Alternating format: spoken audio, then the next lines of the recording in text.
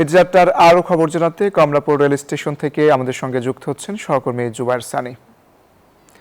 সানি, ট্রেনের শিডিউল বিপর্যয় আছে কিনা এবং ঘরমুখো মানুষদের মধ্যে উচ্ছ্বাস কেমন দেখছেন? ধন্যবাদ অঙ্কুর। এখন পর্যন্ত কিন্তু শিডিউল বিপর্যয়ের কোনো সংবাদ আমরা পাইনি। আমি সকাল থেকেই কমলাপুর রেল স্টেশনে রয়েছে, যে কয়টি ট্রেন ছেড়ে গেছে সময় মতোই মোটামুটি ছেড়ে গেছে। এখানে এসেছিলাম রেলের সচিব, তিনি যেটি বলেছেন যে শিডিউল বিপর্যয় এড়াতে তারা কিন্তু নানা ধরনের প্রস্তুতি নিয়েছেন, একই সঙ্গে ট্রেনে যেন কেউ ছাদে ভ্রমণ না করে সেই বিষয়টি নিশ্চিত করতে কিন্তু আইনশৃঙ্খলা রক্ষাকারী বাহিনীকে ঈদ লাগছে মনে খুশির জোয়ার সবখানে, আরে ঈদ লাগছে মনে বিকাশ পেমেন্ট সবখানে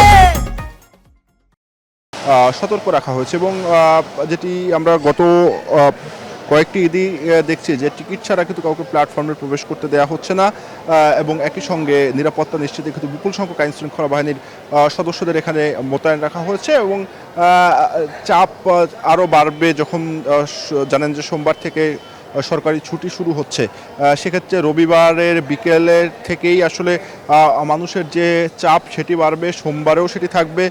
এবং বলা যায় যে সোম মঙ্গল বুধ এই কয়েকদিন কিন্তু প্রচুর মানুষের ভিড় থাকবে কমলাপুর রেল স্টেশনে। সেক্ষেত্রে কিন্তু সর্বোচ্চ প্রস্তুতি রেলের পক্ষ থেকে নেওয়া হয়েছে।